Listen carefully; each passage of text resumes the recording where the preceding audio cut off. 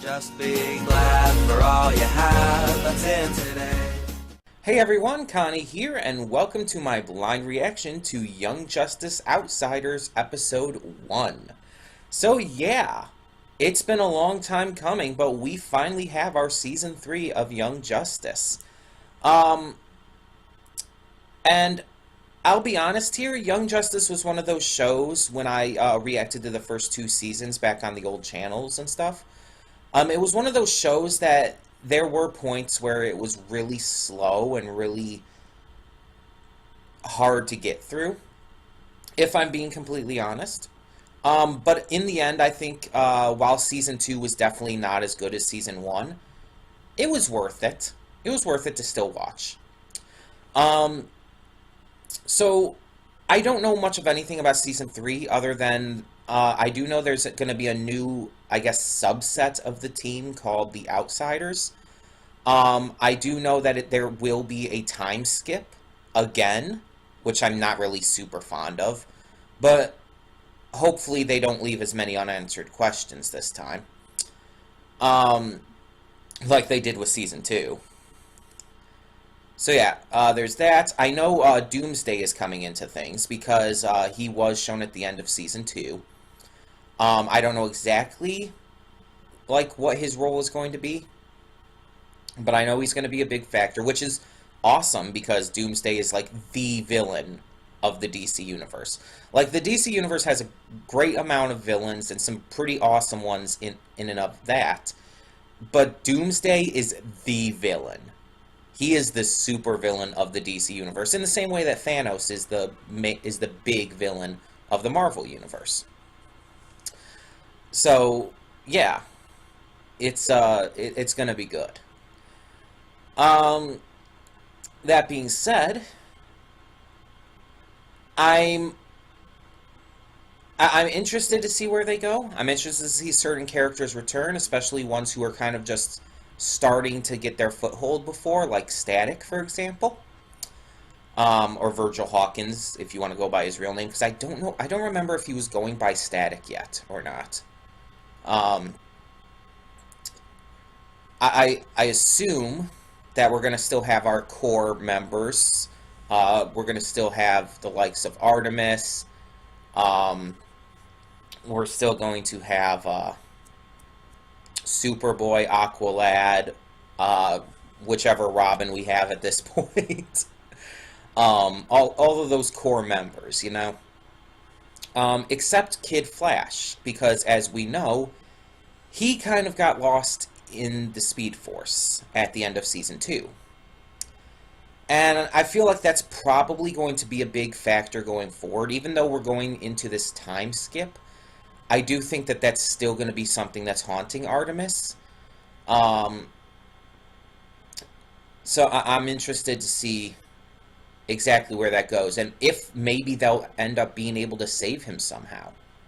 I mean, I guess the possibility does exist, technically. Now, if I remember correctly, the entire Speed Force thing was stemming from something involving Blue Beetle being kind of turned into this war machine to take over the Earth, and it caused this, like, horrible, like, apocalyptic future. But I believe that they got that all handled in the end. And they ended up defeating the aliens who, what was their name again? The Hive or something like that?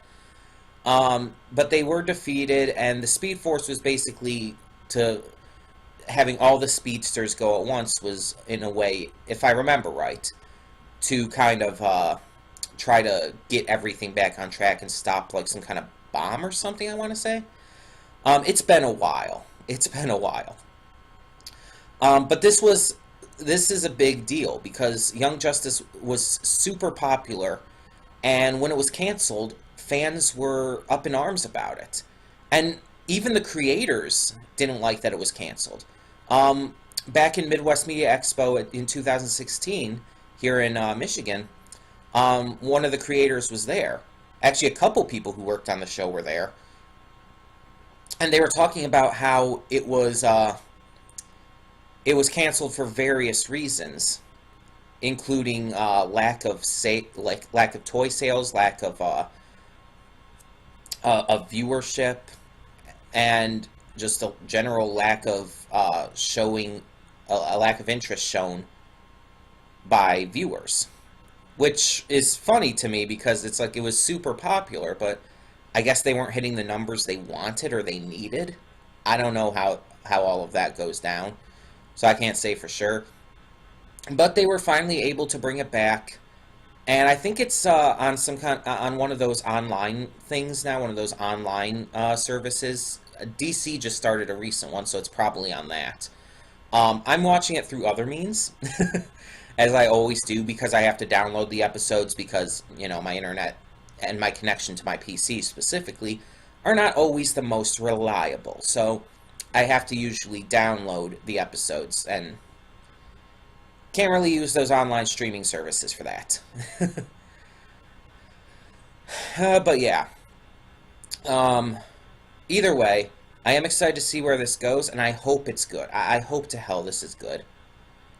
Because I really haven't heard much of any thoughts regarding the series, regarding the new episodes yet. I've heard some people say that they liked it, but it hasn't been, like, everywhere. Honestly, it just...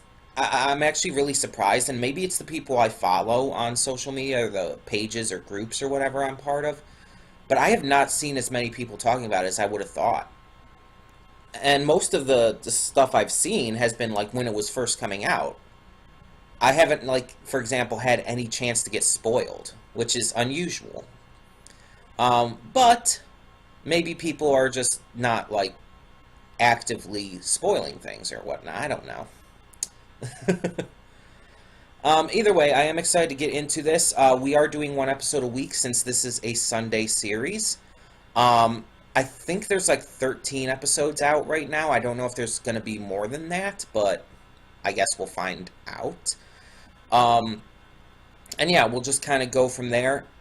Just like any series, though, this is subject to being dropped if I find that I am not enjoying it. And as I kind of talked about in my reaction to the Avengers Earth's Mightiest Hero, my last reaction to that, I talked about how I'm kind of trying to give these percentages to how much interest I have in the series at the time. And, I mean, right now, my interest in this series is very, very fucking high. So, it's like there's no chance of it being dropped anytime soon, obviously. I mean, we're just starting it. But basically, the idea is that if my interest in continuing ever drops to 10% or less, that is when I will drop it. Basically, when I have no real interest in continuing the series. I will not drop it if I'm feeling meh on it, in other words. So, that being said, we are going to get right into this. So when the screen fades to black, pause this redirect and go to the description below. Follow the link to the reaction, and after you watch it, come back here to the redirect and resume play. Because after it fades to black, then fades back in, everything from that point forward will be my afterthoughts and will contain spoilers to the episode. So that being said, thank you so much for tuning in, and I will see you at the reaction. And we are back, and we will begin with spoilers in 3, 2, 1, now. So yeah, I was correct. Mae Whitman is Katara. She's also done quite a lot of other stuff, much more than I thought she had. And she was fucking Roxy in Scott Pilgrim vs. the World. Between recording the reaction and this, I actually went and checked up a few things, and I watched a clip from Scott Pilgrim. Yeah, that was definitely her. I could tell by the voice alone. And I went back to through this episode to the part where it's showing mind is blanking. Supergirl.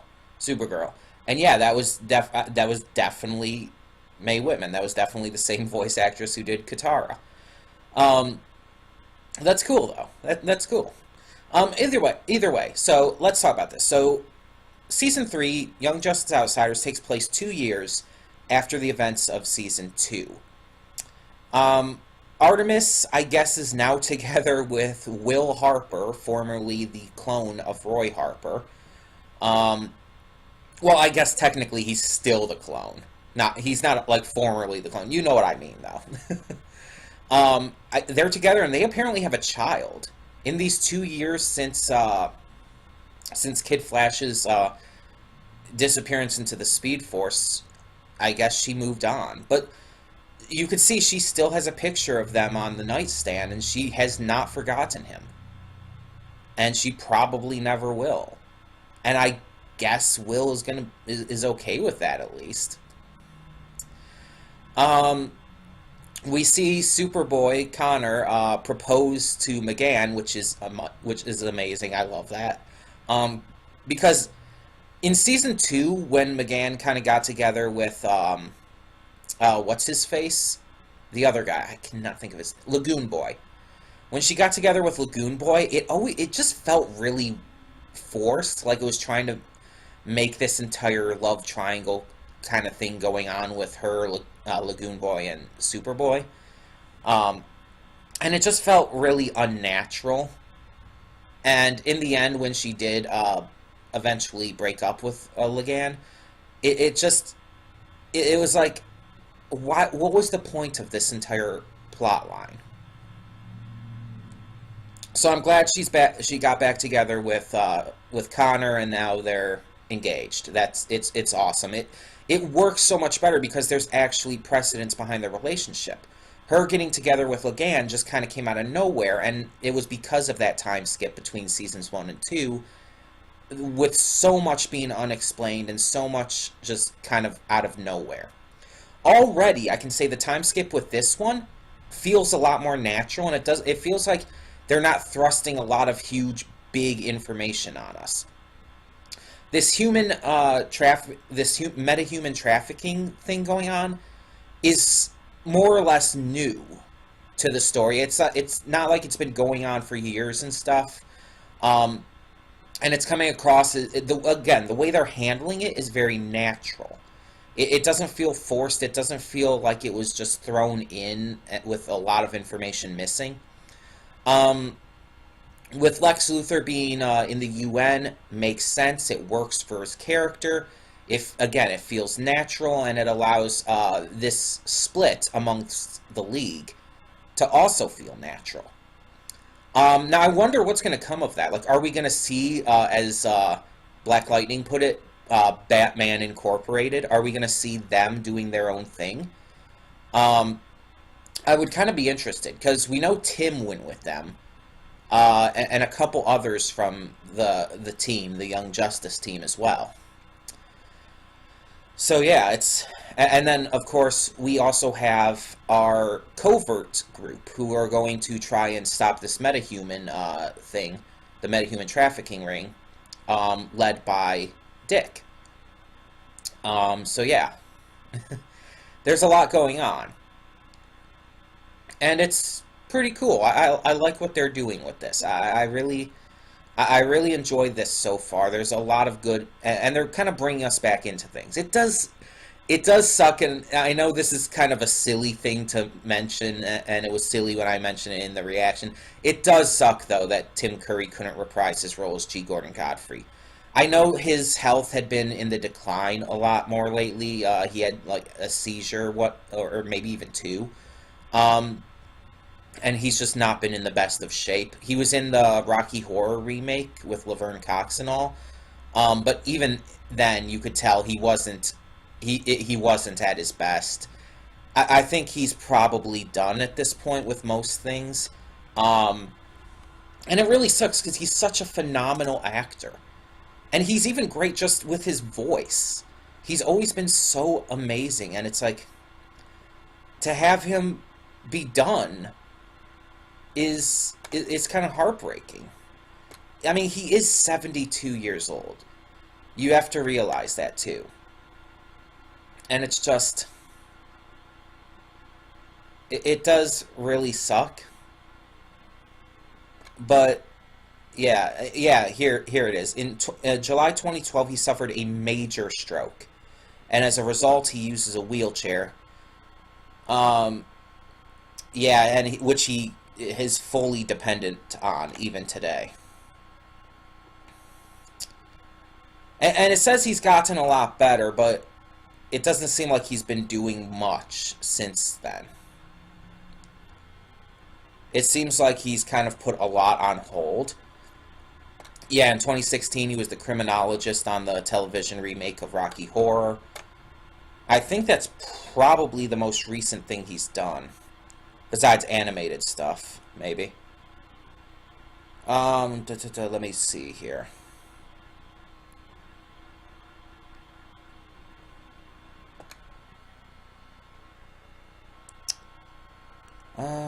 Yeah, I'm not seeing anything super recent. Let me check something else, though.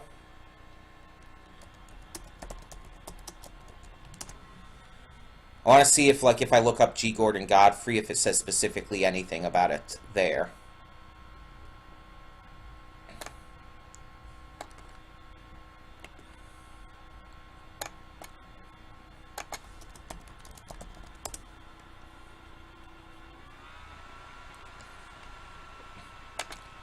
Because it's just like, he had such this iconic voice for the character in the first 2 seasons, and it's like...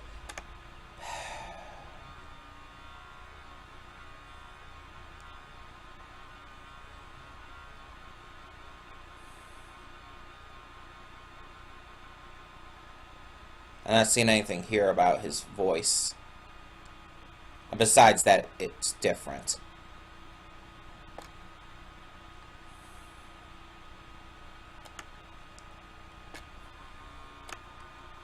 Let me look up one last thing. But yeah, either way, I do really like where this season seems to be going so far.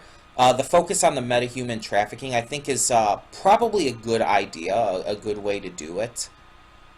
And just having the League and everything kind of falling apart is also, like, really interesting. It really gives a good feel and everything. He's in Smallville? I didn't know that.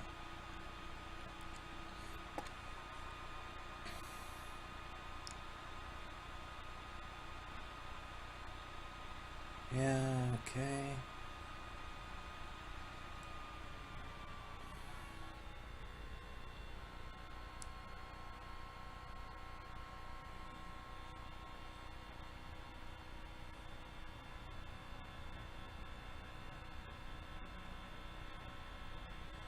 Yeah, all I'm seeing is that that he is now voiced by James Arnold. I'm not seeing like a specific reason why or anything.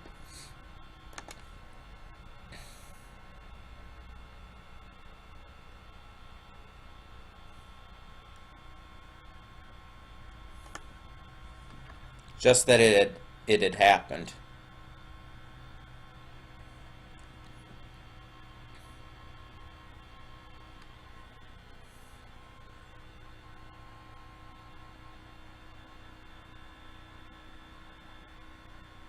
Hmm.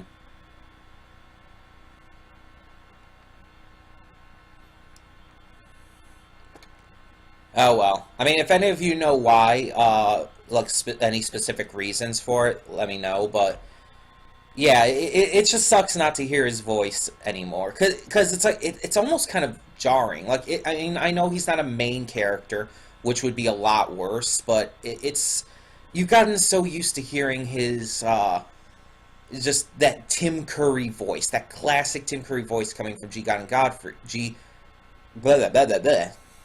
G. Gordon God, you know who. My mind is like going all kinds of whack right now. G. Gordon Godfrey.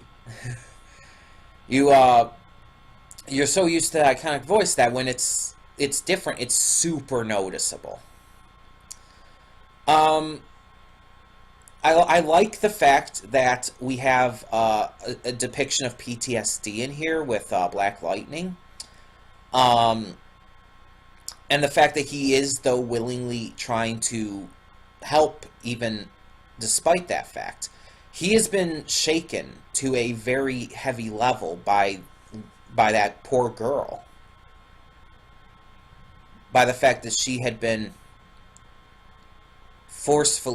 trafficked and forcefully mutated against her will and everything, and used as a bioweapon.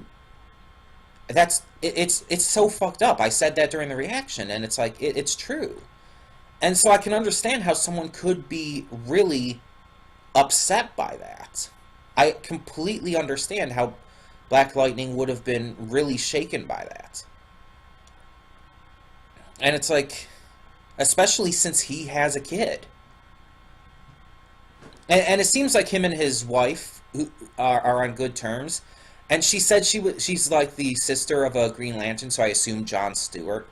Though, I mean, I could be wrong. I don't know. I don't know. I mean, I assume her name was Lynn. Let me look that up real quick too.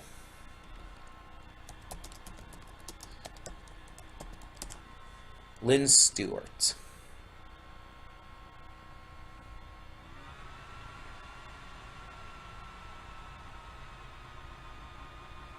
Well, there is a character named Lynn Stewart. Apparently she's in the Black Lightning TV series as well.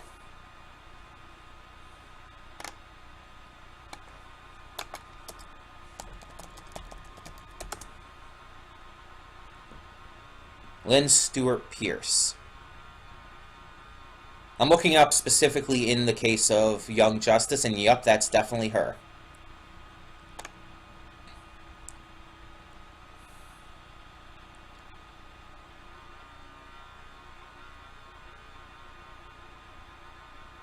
Was she in, like, previous seasons?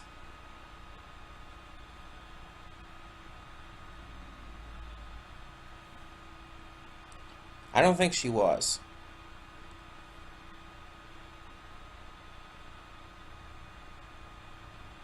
I'm not looking up all the information based on it. I'm just trying to see if, like,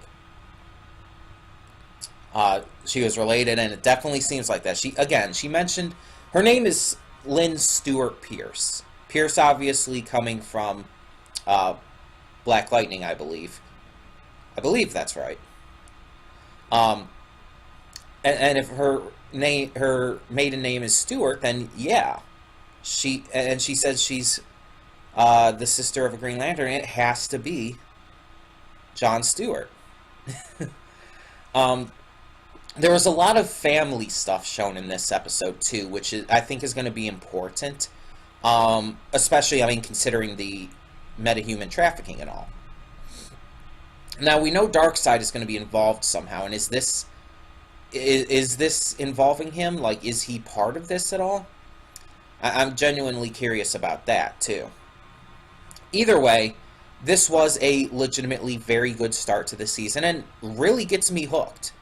I mentioned during my pre-thoughts that there were parts during, especially the second season, where I felt like it was just kind of losing its luster for me. It was, I felt kind of bored by a lot of it, and a lot of it just felt a little like overdone in a lot of ways.